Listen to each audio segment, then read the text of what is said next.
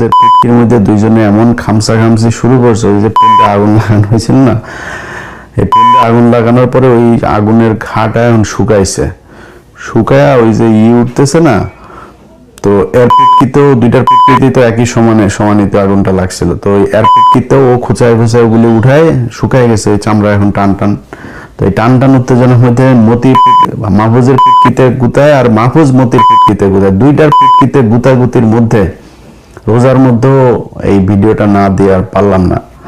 তো আমি কিন্তু আমার এখানে ইফতার শেষ হয়েছে, এখন 7:30 বাজে রাত, তো রোজা নাই এই মুহূর্তে, কিঞ্চিত ধুলাই হইতে পারে, এই জন্য আগে থেকে আপনাদের কাছে সরি বলে নিলাম।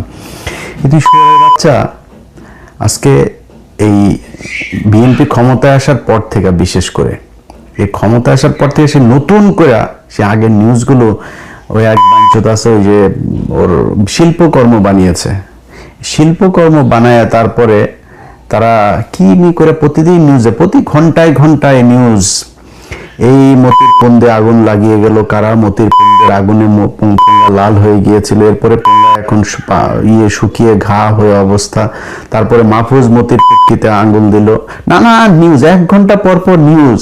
আবার সেই নিউজ আবার এত জনপ্রিয় এক পত্রিকা, তারা চিন্তা করেন সে সফল কর্ম নানান শিরোনামে নিউজ দিয়া এটা আবার কমেন্ট সেকশন অফ করে রাখতে হয়, এই হয়েছে তাদের অবস্থা। তো এই কমেন্ট সেকশন অফ করে রাখে তারা এই নিউজগুলো করেই যাচ্ছে।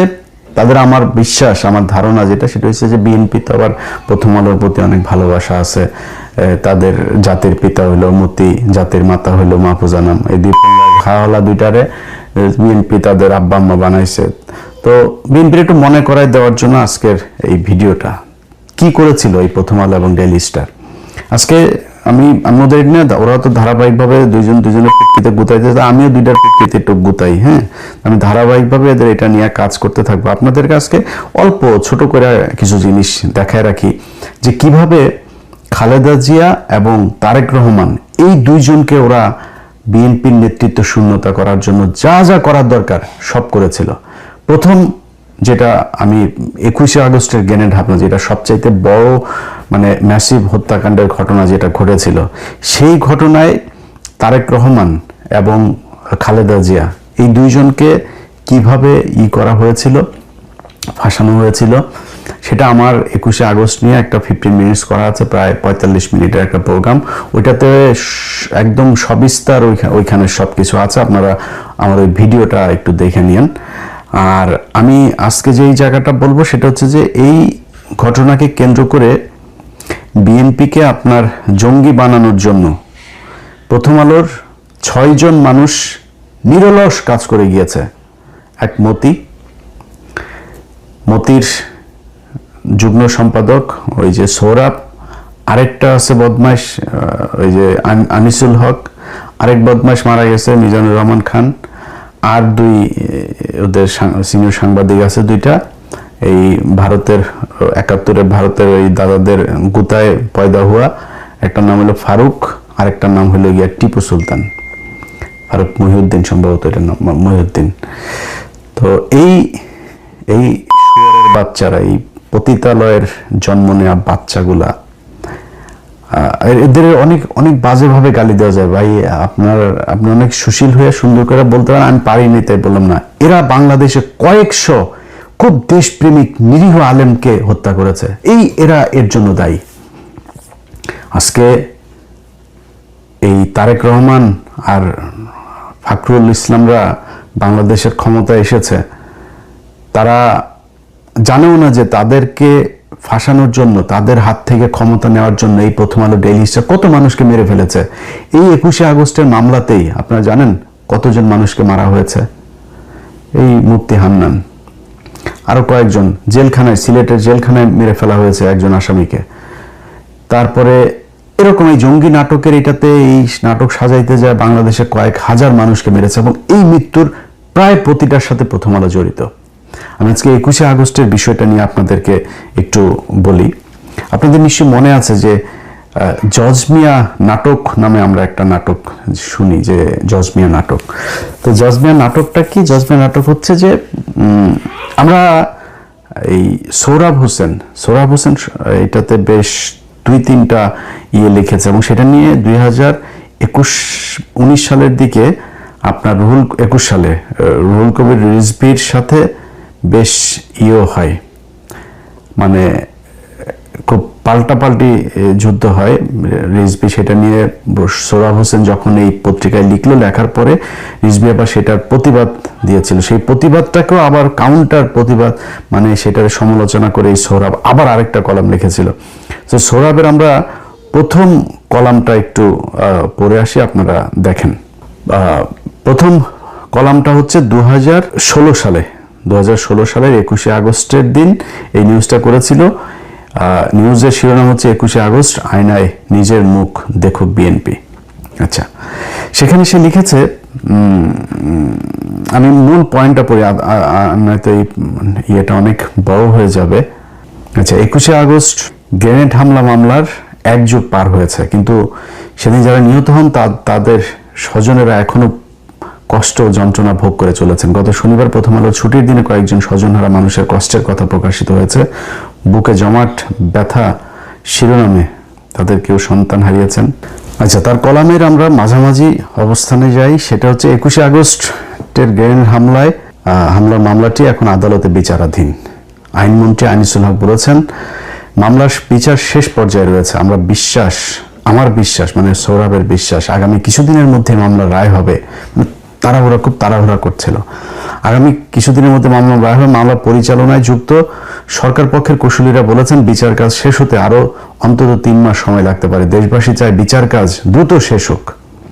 মানে কুশলীরা 3 মাস সময় লাগতো, তার চেয়ে দেশবাসী আবার চায় দ্রুত শেষ হোক, বুঝছেন? মানে দেশবাসী, তারপরে হচ্ছে গিয়ে নাম প্রকাশে অনিচ্ছুক, তদন্তের কাজে যুক্ত ছিলেন এমন একজন নাম প্রকাশের অনিচ্ছুক, এগুলো প্রথম আলোর সোর্স, ওদের এটাই হলো ওদের তথ্য প্রমাণ। তো দেশবাসী চেয়েছেন আরো দ্রুত এটা শেষ হয়ে যাক। মানবতা ও ন্যায়ের স্বার্থে ইতিহাসের জঘন্যতম এই হামলা হত্যাযজ্ঞের বিচার হওয়া প্রয়োজন। বিচারই নির্ধারিত হবে কে অপরাধী কে অপরাধী নয়। কিন্তু বিএনপি সরকার ক্ষমতায় থাকতে যেভাবে মামলার তদন্ত ভিন্ন খাতে প্রবাহিত হয়েছিল, তাতে এই ধারণা অমূলক নয় যে তৎকালীন সরকারের নীতি নির্ধারকদের একাংশ এর পেছনে ছিল। বুঝছেন তো, সরকারের নীতি নির্ধারক। তখন বিএনপির নেতৃত্বে যারা ছিলেন 2-4 জন বাদে এখনো তারাই আছেন। বিএনপি মহাসচিব মির্জা ফখরুল ইসলাম আলমগীর রোববার এক সমাবেশে 21শে আগস্টের গ্রেনেড হামলাকে ইতিহাসের কলঙ্ক বলে উল্লেখ করেছেন। কিন্তু তিনি সেই কলঙ্কের হোতাদের বাঁচাতে কেন বিএনপি আষাঢ়ে গল্প ফেঁদেছিল, কেন জঙ্গি নেতা মুফতি হান্নান ও মাওলানা তাজউদ্দিনদের বাঁচাতে মরিয়া হয়ে উঠেছিল, সেই প্রশ্নের জবাব নেই।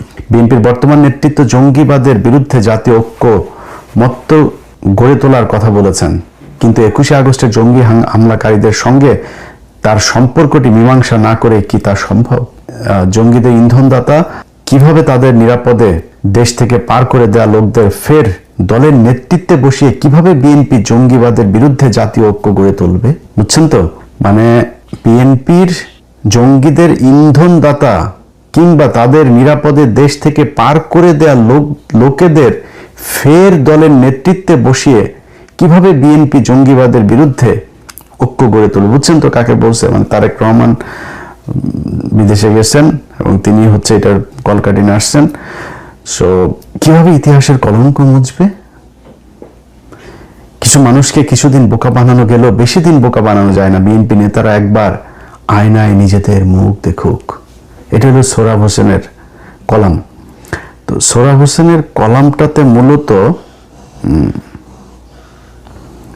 সেইখানে বেশ কিছু জায়গাতে আপনার বিএনপির করছে আর কি, মানে বিএনপি যেটার সাথে জড়িত তিনি তথ্য প্রমাণ দিয়ে তারপরে এটা করছে। আচ্ছা, সেটা আপনাদেরকে সোহরাব হোসেনের দ্বিতীয় কলাম সেটা হলো 2021 সালের 21শে আগস্ট তিনি একটা নিউজ করেছিলেন। সেই নিউজটার ভেতর, সেই কলামের ভেতরে আপনি দেখেন, আপনাদেরকে পড়াই কিভাবে।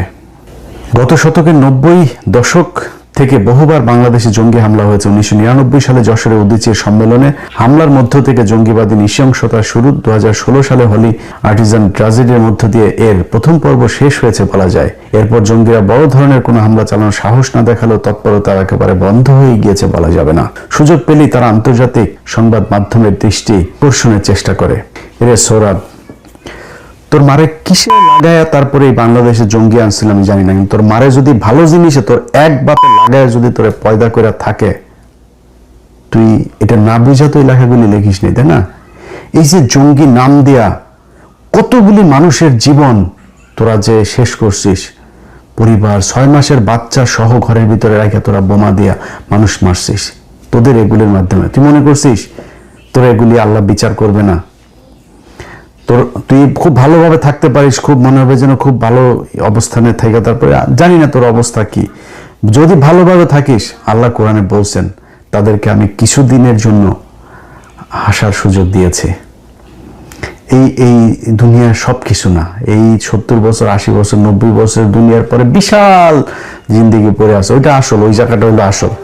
সো এইটা যদি মনে করে থাকেন যে আপনি সবকিছু থেকে মাপ পেয়ে গেছেন, আপনার কিছুই হবে না, বিচার হইতে হবে। এটার বিচার হবে, এটা এই পৃথিবীর মানুষ এটা দেখবে, আমার বিশ্বাস। যাই হোক, তো তিনি এখানে এই যে মানে জঙ্গি বানানোর জন্য বাংলাদেশে বিশাল আকারের জঙ্গিদের আছে, হ্যাঁ, জঙ্গিরা এখানে খুব তৎপর, এইটা বোঝানোর জন্য তিনি বারবার বাংলাদেশে আন্তর্জাতিক মানের জঙ্গি টঙ্গি হাবিজাবি এগুলো এই প্রথম আলো বারবার তাদের বিভিন্ন জনের লেখায় করে নিয়ে আসছে। তো এদের ভিতরে সবচাইতে বেশি যেটা ছিল সেটা হলো এই মতি শুয়োরের বাচ্চা। মতি শুয়োরের বাচ্চার সাথে ছিল হলো এই সোহরাব শুয়োরের বাচ্চা, আরেকটা এই যে মিজানুর রহমান শুয়োরের বাচ্চাটা মারা গেছে, আল্লাহ ওরে বিচার করো। আরেক শুয়োরের বাচ্চা হলো এই যে আনিসুল হক, মাগিবাজ, সবকটাই মাগিবাজ, এটি বাসার কাজের বউ, এদের কাছে নিরাপদ না। আরেক শুয়োরের বাচ্চা আছে ওদের মহিউদ্দিন আর টিপু সুলতান। এই 6টা বিভিন্ন সময় বিএনপির এই মূল নেতৃত্বকে জঙ্গিবাদের সাথে জড়িত এগুলো প্রমাণ করার জন্য উঠে পড়ে লেগেছিল তারা। এটা একটা দুইটা ঘটনায় না, অনেক ঘটনায় তারা এই কাজগুলো করেছিল। তো আমি পরের খুব শর্ট এই নিউজগুলো করে যাই, নাহলে এটা অনেক হয়ে যাবে। বাংলাদেশের আমি সোহরাবের 2021 সালের ওইটা পড়ছে। বাংলাদেশে এর আগে যত জঙ্গি হামলা হয়েছে তার বেশিরভাগেরই উদ্দেশ্য ছিল ব্যক্তি বা গোষ্ঠীকে আঘাত করা। সাংস্কৃতিক কর্মী, রাজনৈতিক কর্মী ও পুরোহিত যাজককে হত্যা করে তারা বুঝিয়ে দিয়েছে তারা তাদের শত্রু মনে করে। কিন্তু 2004 সালে বঙ্গবন্ধু এভিনিউতে আওয়ামী লীগের সমাবেশে গ্রেনেড হামলার উদ্দেশ্য ছিল আওয়ামী লীগকে নেতৃত্ব শূন্য করা এবং অনিবার্যভাবে মূল লক্ষ্যবস্তু ছিলেন তৎকালীন প্রধানমন্ত্রী শেখ হাসিনা। বাংলাদেশের জঙ্গিবাদের উত্থান ঘটে গত শতকের 90 দশকে। আফগানিস্তান ফেরত কতিপয় বাংলাদেশি তরুণ হারকাতুল জিহাদ হুজি বি নামে বাংলাদেশ সংগঠন গড়ে তোলেন। এর নেতৃত্বে ছিলেন মুফতি আব্দুল হান্নান। বাংলাদেশে যত জঙ্গি হামলার ঘটনা ঘটেছে তার বেশিরভাগেরই হোতা ছিল তিনি। এরপর শাহ আব্দুর রহমান ও সিদ্দিকুর রহমান বাংলা ভাইয়ের নেতৃত্বে গঠিত হয় জেএমবি। 21 আগস্টের গ্রেনেড হামলার বিচার হয়েছে সর্বোচ্চ আদালতের রায়ের, অপরাধীরা শাস্তিও পাবেন আশা করা যায়। কিন্তু এই হামলার সঙ্গে বিএনপির সম্পৃক্ততার বিষয়টি মীমাংসা হবে কি? বুঝছেন, মানে যা হয়েছে এটা তো হবে না। অলরেডি কিন্তু 2021 সালে কিন্তু অলরেডি তারেক রহমান যাবজ্জীবন, এটা তো হবে না। খালেদা জিয়ারে ফাঁসি দিতে হবে, তারেক রহমানের ফাঁসি দিতে হবে, জিয়াউর রহমানেরও ফাঁসি দিতে হবে। এটা প্রথম হলো মানে এটা পুরাপুরি হয় নাই, শেষ হয় নাই। 2004 সালে যখন এই গ্রেনেড হামলার ঘটনা ঘটে তখন বিএনপির নেতৃত্বাধীন 4 দলীয় জোট ক্ষমতায় ছিল, এই জন্য তাদের কেউ দায়ী করছে না। আহা, তাদের আমলে আরো অনেক জঙ্গি হামলা হয়েছে, সেসব ঘটনায় বিএনপির সম্পৃক্ততার অভিযোগ কেউ করেননি। 21 আগস্টের হামলায় কেন অভিযোগ এলো? এই হামলার সঙ্গে বিএনপির একাধিক নেতা, প্রতিমন্ত্রী, উপমন্ত্রীর সংশ্লিষ্টতা প্রমাণ পাওয়া গেছে। কোথায়? তদন্ত কর্মকর্তা আরেক ছেলে ছিল। ওরে ভাই, পৃথিবীর যেখানে যেই বাংলাদেশি পান, এই আব্দুল কাহার আকন্দ ও এই বিডিআরদের উপরে যেই টর্চার ভাই করছে, এই পিলখানার যে ইমাম সাহেব, যিনি কোরআন তেলাওয়াত করার পরপরই ঘটনা শুরু হয়, এই ইমাম সাহেবটাকে মেরে ফেলছে এই লোকটা। অনেক বিডিআরের লোকজনকে আপনার নিরীহ সে ছুটিতে ছিল তারা এনে ফাঁসির আসামি বানাইছে।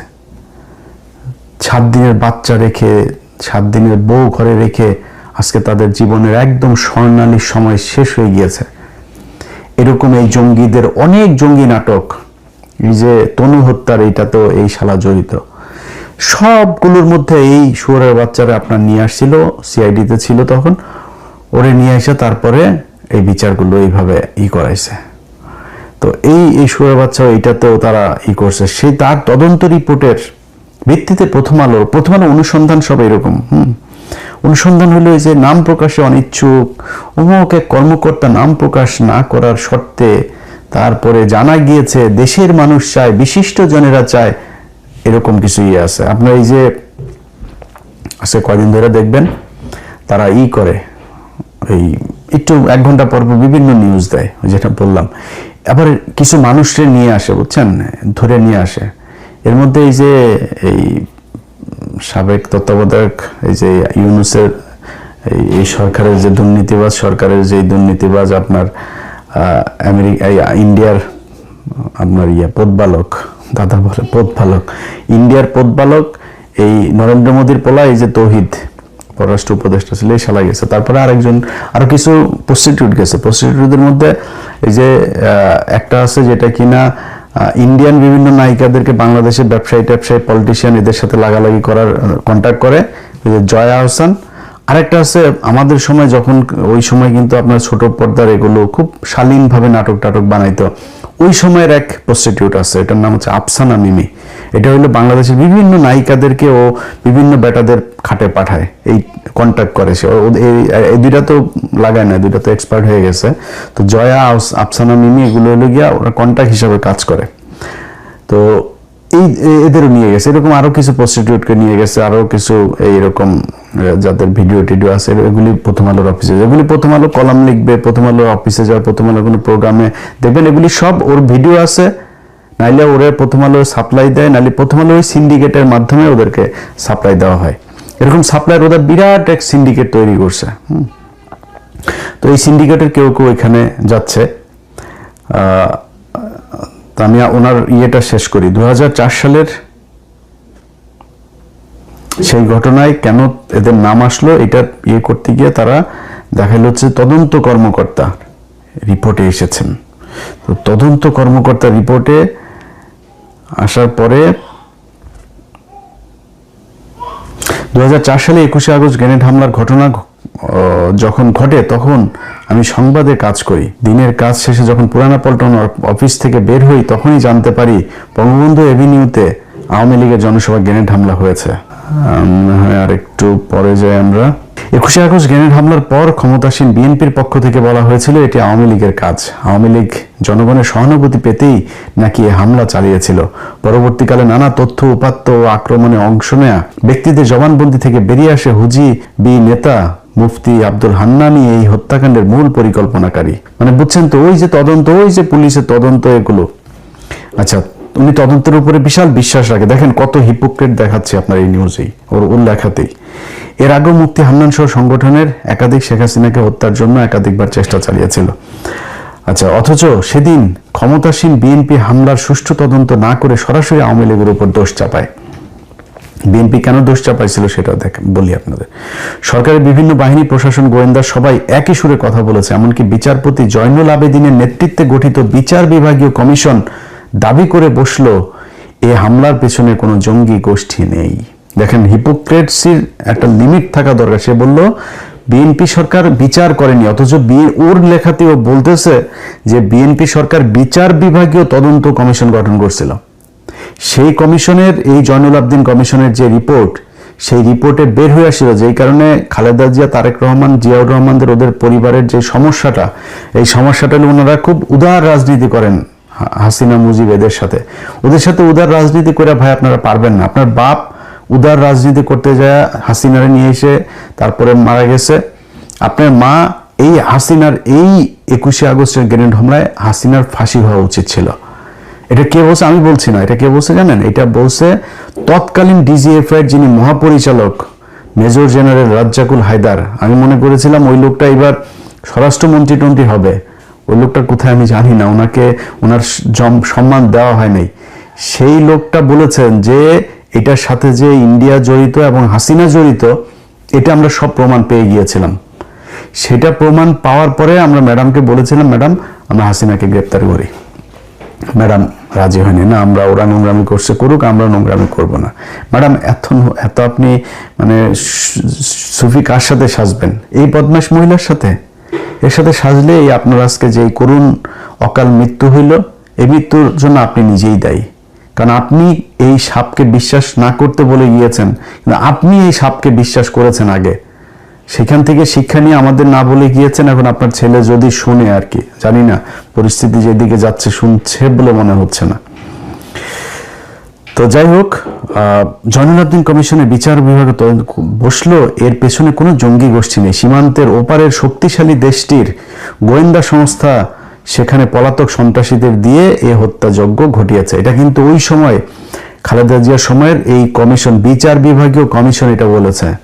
এটা এই সোহরাব হোসেনের বিশ্বাস হয় নাই, কিন্তু সোহরাব হোসেনের পরে আব্দুল কাহার আকন্দের তদন্ত রিপোর্ট দিয়ে ওদের বিশ্বাস হয়েছে যে এটা তার মানে তারেক রহমানই করেছে, খালেদা জিয়াই করেছেন।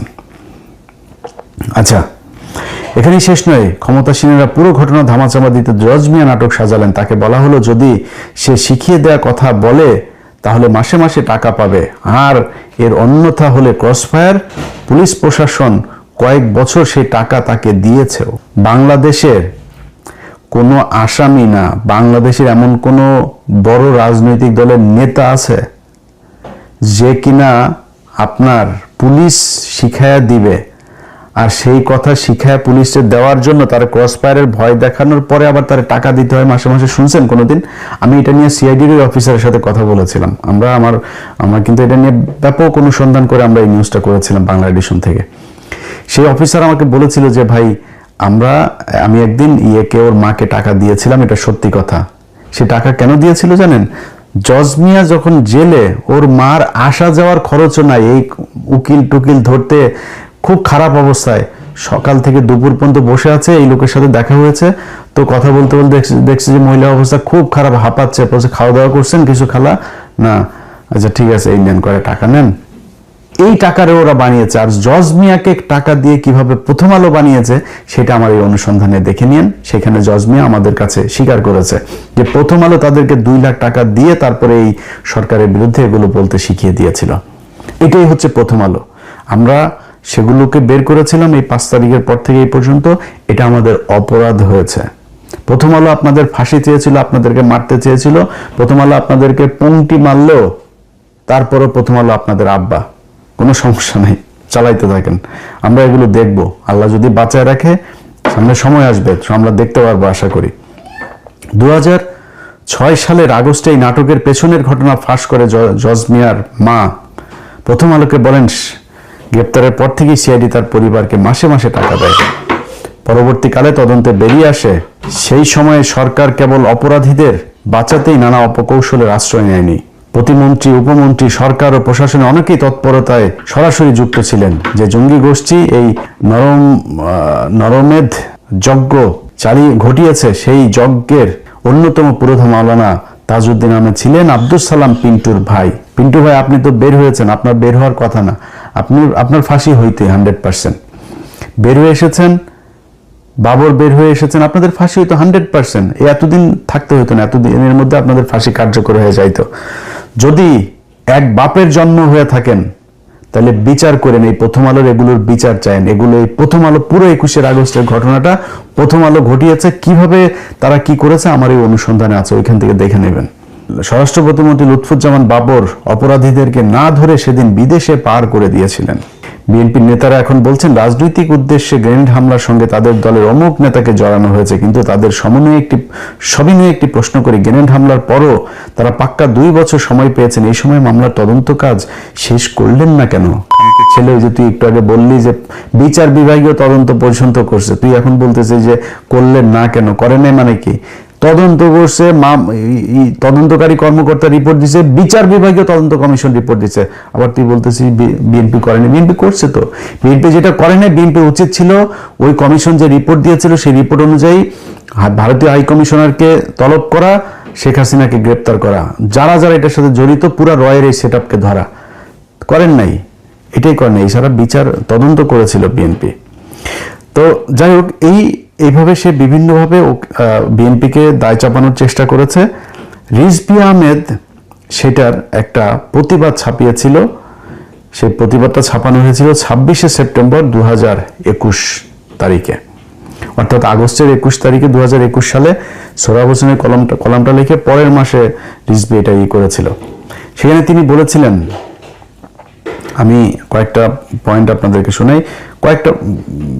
সম্প্রতি প্রথম আলোর যুগ্ম সম্পাদক সোহরাব হোসেন একটি উপসম্পাদকীয়তে জানতে চেয়েছেন 21শে আগস্টের দায় বিএনপি এড়াবে কিভাবে। উপসম্পাদকীয়তে যে ভাষা লেখা হয়েছে তাতে যদিও মনে হয়নি তিনি জানতে চেয়েছেন, বরং নিজের মতো করে সিদ্ধান্ত নিয়ে বিএনপিকে দোষারোপ করাই ছিল তার উদ্দেশ্য। এক্স্যাক্টলি, এটা কোনো সাংবাদিকের ভাষা না। সাংবাদিক যেভাবে মানে প্যাসিভ ওয়েতে কথা বলবে, তিনি সরাসরি সম্পৃক্ততা করে তিনি বিচার করে দিয়েছেন। তিনি তার ভুল তথ্য সমৃদ্ধ লেখায় কয়েকটি বিষয়ের অবতারণা করেছেন এবং সেগুলোর প্রতিটির দায় বিএনপির নেতৃত্বকে দিয়েছেন। এই লেখা রাজনৈতিক উদ্দেশ্যে তৈরি, কাল্পনিক, বানোয়াট ও মন গড়া। এই প্রতিবেদনটিতে ভুল তথ্যগুলো ধরিয়ে দেওয়া হয়েছে। এই প্রতিবাদটিতে যে প্রতিবাদ ছাপিয়েছে, 1 নাম্বার, সোহরাব হাসানের পুরো উপসম্পাদকীয়তে মূল ভিত্তি হচ্ছে আওয়ামী লীগের মনোনয়নপত্র কেনা পুলিশ কর্মকর্তা আব্দুল কাহার আকন্দের তদন্ত প্রতিবেদন। এক্স্যাক্টলি, যেটা আমি একটু আগে বললাম, ওই আব্দুল কাহার আকন্দ, ওনার মূল তদন্ত ওর তদন্ত রিপোর্ট অনুযায়ী, এটাই প্রথম আলোর রিপোর্ট। এই হামলার সঙ্গে বিএনপি একাধিক নেতা, প্রতিমন্ত্রী, উপমন্ত্রী সংশ্লিষ্টতা প্রমাণ পাওয়া গেছে মামলার তদন্ত সাক্ষ্যে। সোহরাব হাসানের উচিত আওয়ামী লীগের নেতাদের বক্তব্যের পাশাপাশি এই মামলার রায়ের 897 পৃষ্ঠার পর থেকে বিবাদী পক্ষের সাক্ষীদের দাবিগুলো পড়ে দেখা। এই পুরো মামলা মূলত টিকে আছে মুফতি হান্নানের দ্বিতীয় জবানবন্দির উপর ভিত্তি করে, যে সাক্ষ্য আদায় করা হয়েছিল আওয়ামী ক্ষমতায় আসার পর 2.5 বছরের মাথায় 2011 সালে। মুফতি হান্নানকে রিমান্ডে নিয়ে ভয়াবহ নিপীড়ন নির্যাতনের মাধ্যমে মুফতি হান্নান আদালতে সবার সামনে 2010 সালে আগস্ট মাসে দাবি করেছিলেন রিমান্ডে নিয়ে নির্যাতন করে তার শরীরের একটি অংশ অবশ করে দেওয়া হয়। সত্যি কথা, আমি এটা পড়তে গেলে অনেক লম্বা হয়ে যাবে, আমি লম্বা করছি না। মূলত এই মুফতি হান্নানকে ধরে নিয়ে তাকে এইভাবে মেরে ধরে অবশ করে 2007 সালের পরে, এবং এটার কিন্তু প্রথম আলোর নিজের স্বীকারোক্তি আছে, আমারও অনুসন্ধানে আছে প্রথম আলো কিভাবে এই নাটকটা সাজিয়েছে। যে 2006 সালে যখন বিএনপি জামাত জোট সরকার চলে গেল, তারপরে এই মামলার পুনঃতদন্ত হয়। পুনঃতদন্তের মধ্যে তারেক রহমানকে আসামি করা হয়, বাবরকে আসামি করা হয়, এবং এটা স্বীকার করেছে যে প্রথম আলোর অনুসন্ধানের ফলে নতুন আসামি তারেক রহমান এবং বাবর, এগুলো আমার কাছে আছে, সেই পত্রিকাও আছে আমার কাছে। এইভাবে তারা এই মামলায় তাদেরকে নিয়ে এসেছে কিসের ভিত্তিতে? মুফতি হান্নানের জবানবন্দির ভিত্তিতে। মুফতি হান্নান কি জবানবন্দি দিল? ওই পিন্টুর বাসায় তাদের হয়েছে, সেই ইয়ের প্রেক্ষিতে সেখানে বসে তাদেরকে তারেক রহমান, খালেদা জিয়া, বিভিন্ন একদম দলের উপর থেকে তাদেরকে নির্দেশনা দেওয়া হয়েছে, টাকা দিয়েছে এখানে পাকিস্তান থেকে, তারপরে সৌদি আরব থেকে, তুরস্ক থেকে, নানান ধরনের, কুয়েত থেকে নানান ধরনের গাঁজাখুরি গল্প সাজায় এই মুফতি হান্নান লোকটার মেরে ফেললো। কয়েকজন আলেমের আছে ভাই, এগুলি যখন অনেকে বলেন যে ভাই আপনি উত্তেজিত হয়ে যান, ভাই এই আলেমদের বিশ্বাস করেন, এখন পর্যন্ত প্রায় 450 আলেম জেলখানায়। এখন পর্যন্ত ওরা যদি বাপের পয়দা হয়ে থাকতো এই বিএনপির, ওরা তাহলে আসার সাথে সাথে মানুষগুলির এই সন্ত্রাস বিরোধী আইনে যারা আছে সব কটার বের করতে। ইউনুস তো মানুষের সুদা না, এটা তো আগেই বলেছে, এটা তো আর বলে লাভ না, যা বলার শেষ।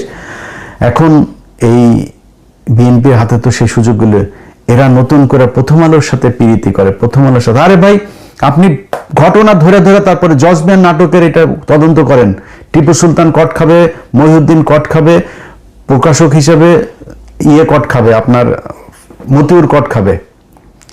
এরপরে যা আছে হইলো, একটা তো মরছে সোহরাব, আর হইল গিয়া ওর নাম কি, আনিসুল হক। এই দুইটা যে 2 কলাম লিখেছে, আনিসুল হকের কলামটা শেষ না করে কেমনে শেষ করি, আনিসুল হকের কলামটা আপনাদেরকে শোনাই। আমি কিন্তু এগুলো খুব যত্ন করে রেখে দিই, বুঝছেন, আপনারা সুন্দর করে রাখেন। বিএনপি লোক আমাদের পড়েন, এগুলো পড়লে মনে হবে যে আপনাদের যে সেটার মধ্যে যে বাম্বু ঢুকাইছিল প্রথম আলো, ওটা তাহলে তখন মনে হবে। দেখেন প্রথম আলো, মিজানুর রহমান খান, মিজানুর মাদারি তো মারা গেছে, ইয়েরটা দিই, আনিসুল হকেরটা দিই। আনিসুল হকের রায়, ইতিহাসের দায় মোচনের রায়, বুঝছেন শিরোনাম। 2018 সালের অক্টোবরের 10 তারিখে তিনি লিখেছিলেন এটা। 14টা বছর জাতির ইতিহাসে এক ভয়াবহ কলঙ্কের ভার বহন করে চলেছে। 2004 সালে 21শে আগস্ট ঢাকার বুকে যা ঘটেছিল তা মনে করলেও শরীর শিউরে ওঠে, বিবেক হয়ে পড়ে যন্ত্রণাদগ্ধ। আওয়ামী লীগ সভানেত্রী, সেই সময়ের প্রধান বিরোধী দলের নেত্রী শেখ হাসিনাকে হত্যার উদ্দেশ্যে গ্রেনেড ছোড়া হয়েছে জনসভায়। শেখ হাসিনা সহ অন্য কেন্দ্রীয় নেতৃবর্গকে একসঙ্গে খতম করে আওয়ামী লীগ তথা তৎকালীন বিরোধী দল তথা জাতিকে নেতৃত্ব শূন্য করে দেওয়ার কি ভয়াবহ উদ্যোগ, নীল নকশা, ষড়যন্ত্র, গ্রেনেড জোগাড়, হামলা, অপরাধীদের পালিয়ে যেতে সাহায্য করা এবং অবশেষে ঘটনার দায় খোদ আওয়ামী লীগ আর ভারতের কাঁধে চাপিয়ে দেওয়া। ভারতের মারার তারপরে জন্ম দিয়েছে, এখানে ওদের ভারতের জন্য খুব দয়া। এই যে সোহরাব, ওই সোহরাব বাচ্চা একই কাজ করছে। ও দেখেন ভারতের কথা আসছিল ওই যে জয়নুল আবদিনের বিচার বিভাগীয় কমিশনের রিপোর্টে, এই জন্য ভারতের নামটা আসলে ওদের ইউএটার ভারতের, ওরা তোর মা ছিল লাগাইছে, লাগানোর পরে তো ই করে দিছে। তো যাই হোক, মেজাজ খারাপ হয়ে যায় আসলে। রক্তের স্রোত বয়ে গেলে আরো আরেক আগস্টে এই বাংলায় গ্রেনেড বিস্ফোরণ, ধোয়া, স্প্লিন্টার, আর্তনাদ, নেতা নেত্রীর ঘিরে ধরলেন সভানেত্রীকে, রচনা করলেন মানব বর্ম। কি মানে শোকে চাচ্ছন্ন এক স্ক্রিপ্ট রে ভাই। 2004 সালের 21শে আগস্টের সেই বিকেলে রাজধানীর বঙ্গবন্ধু এভিনিউ আওয়ামী লীগের সমাবেশে এই গ্রেনেড হামলায় ঢলে পড়লেন আওয়ামী লীগের মহিলা বিষয়ক সম্পাদক আইনুর রহমান। মৃত্যুর আগে উড়ে গেছে তার হাতমাত পাহমাল, উড়ে গেছে। ওই মাল কিন্তু আবার শেখ মুজিবের মাল ছিল, বুঝছেন। জিল্লুর রহমানের সাথে শুইতো না। এই পাপন কিন্তু শেখ মুজিবের পোলা। ডিএনএ চেক করেন, 100% শেখ মুজিবের সাথে মিলা যাবে। এটা নিয়ে শেখ মুজিবের এই ফজিলাতুন্নেসার সাথে গ্যাঞ্জাম হয়েছে। এবং এই হাসিনা যখন 81 সালে দেশে আসে, এটা কিন্তু এই মতিউর রহমান রেন্টুর বইতে, আমি কিন্তু আমার বানানোর কথা বললাম, মতিউর রহমান রেন্টুর বইতে যখন আইবি রহমান আসছে শেখ হাসিনা ভারত থেকে আসার পরে, ও এখানে এসেছে কেন, ওকে সরে যেতে বলো। ও আমার মায়ের একটা দিনও শান্তিতে যেতে দেয়নি। কোট আনকোট পড়লাম, ওই মতিউর রহমান রেন্টুর আমার ফাঁসি চাই বইতে লেখা আছে। এটা বানায় বলি না, আওয়ামী লীগের ভাইরা খেপেন। আপনার বঙ্গবন্ধু কিন্তু মাথার কিন্তু আলুর দোষ ছিল, এটা সত্যি কথা। তো যাই হোক, এই মাগে মারা গেছিল ওই দিন। এখন রাজনীতি এত নিষ্ঠুর, মানুষ এত নৃশংস হতে পারে? ওই হামলায় 24 জন নিহত হন, আহত হন বঙ্গবন্ধু কন্যা শেখ হাসিনা সহ আওয়ামী লীগের কয়েক শত নেতাকর্মী। তাদের অনেকে আজও শরীরে গ্রেনেডের স্প্রিন্টার নিয়ে দুঃসহ জীবন যাপন করছেন। জাতির বিবেকই যেন স্প্রিন্টার বিদ্ধ হয়েছিল। পুরো জাতি চেয়েছে এই কলঙ্কের দায় থেকে মুক্তি পেতে। আর কি সাংঘাতিক ব্যাপার, এই হামলা ও হত্যাকাণ্ডের জন্য উল্টো দায়ী করা হয়েছিল আওয়ামী লীগকেই। জজ মিয়া নাটকের সৃষ্টি করা হয়েছিল। জজ মিয়ার নাটকের পিছনের কাহিনী জাতির সামনে উন্মোচিত করে দেয় প্রথম আলো, বুঝছেন। বুঝছস বিএনপির মাদারিরা, বুঝছস শোন কি কই। তারপর আস্তে আস্তে আমরা জানতে পারি এই ঘটনার সঙ্গে যুক্ত ছিল তৎকালীন বিএনপি জামাত সরকারের অনেক গুরুত্বপূর্ণ নেতা ও ব্যক্তি। তারা ষড়যন্ত্র করেছে, ঘটনার নীল নকশা প্রণয়ন করেছে, হামলাকারীদের নিযুক্ত করেছে, গ্রেনেড সরবরাহ করেছে, তারপরে হামলাকারীদের নিরাপদে সরে পড়ার ব্যবস্থা করেছে, বিচারকে বিভ্রান্ত করেছে, প্রকৃত দোষী ব্যক্তিদের আড়াল করার চেষ্টা করেছে, নিজের উপরে নিজেই বোমা মেরেছে। আওয়ামী লীগ এই বিভ্রান্তি ছড়ানোর অপপ্রয়াস পেয়েছে। ধর্মের কল বাতাসে নড়ে, তবে বিচার কার্য শুরু হয়েছে 2007 সালে তত্ত্বাবধায়ক সরকারের আমলে। তার উপর কেটে গেছে 11টা বছর। আজ 10 অক্টোবর 2018 মামলার রায় হলো। আওয়ামী লীগের সভানেত্রী শেখ হাসিনাকে হত্যার উদ্দেশ্যে 21শে আগস্ট চালানো গ্রেনেড হামলা মামলায় সাবেক স্বরাষ্ট্রমন্ত্রী লুৎফুজ্জামান বাবর, আব্দুল সালাম পিন্টু সহ 19 জনের মৃত্যুদণ্ড দিয়েছে আদালত। এই মামলায় বিএনপির ভারপ্রাপ্ত চেয়ারম্যান তারেক রহমান, হারিস চৌধুরী, সাবেক সাংসদ কায়কোবাদ, এই যে আজকে ধর্মমন্ত্রী হয়েছে যিনি, 19 জনের যাবজ্জীবন কারাদণ্ড। সবকটা জেলে থাকার কথা ছিল, ওনারা আজকে মন্ত্রী প্রধানমন্ত্রী হয়েছেন। প্রথম আলোর কল্যাণে প্রথম আলো ওনাদেরকে প্রধানমন্ত্রী বানাইছেন।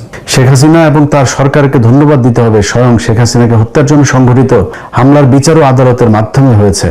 যেমন আইনানুগ বিচারের মাধ্যমে বছরের পর বছর বিচার কার্য পরিচালনা করে বঙ্গবন্ধু হত্যা মামলার রায় কার্যকর করা হয়েছে।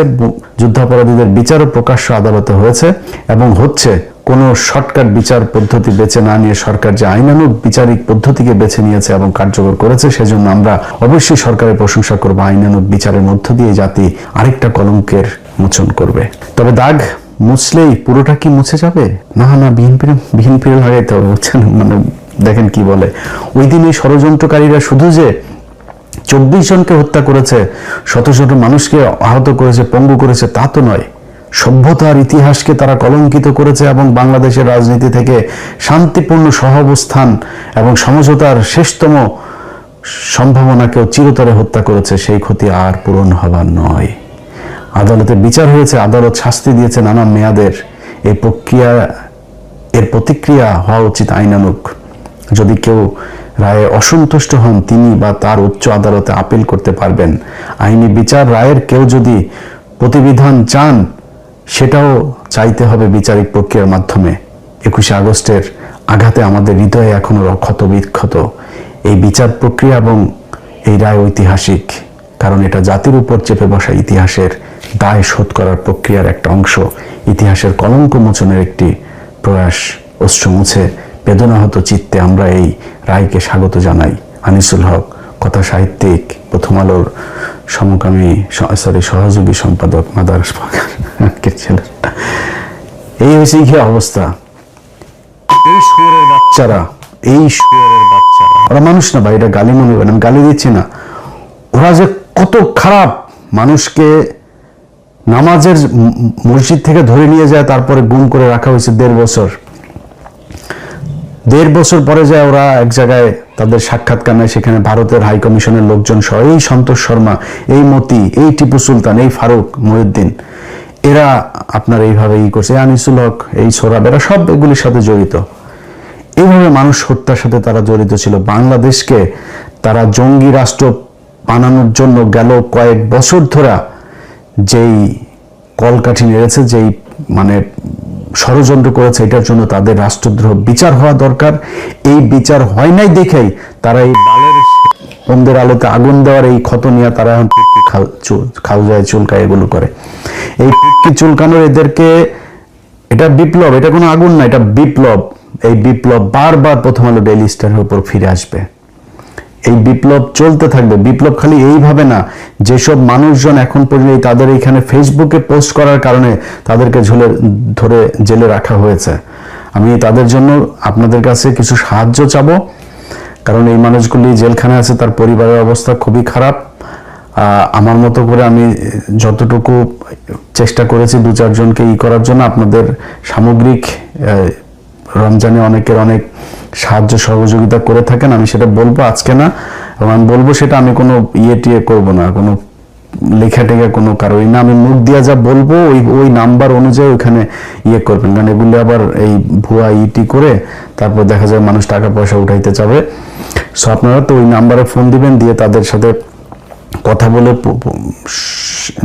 হবেন যে তারা কারা, তারপরে তাদেরকে আর্থিকভাবে সহায়তা করেন।